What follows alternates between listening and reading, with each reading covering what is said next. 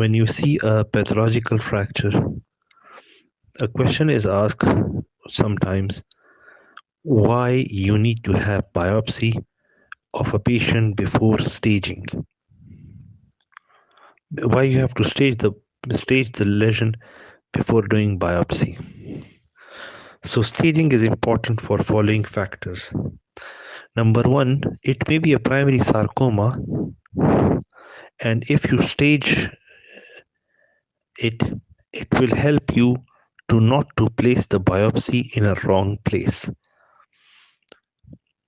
Number two, additional sites which are easily accessible can be identified, which will cause less morbidity. Number three, some lesions can be embolized, like renal and thyroid tumors with metastasis, and reduce the incidence of blood loss and improve survivability. You can, number four, can avoid unnecessary biopsy, such as multiple myeloma does not need a biopsy. Number five, histology is for diagnosis of a tumor in only 3% of the cases.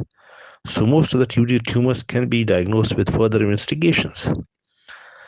Number six, this combination of labs before the biopsy increase the likelihood of correct diagnosis.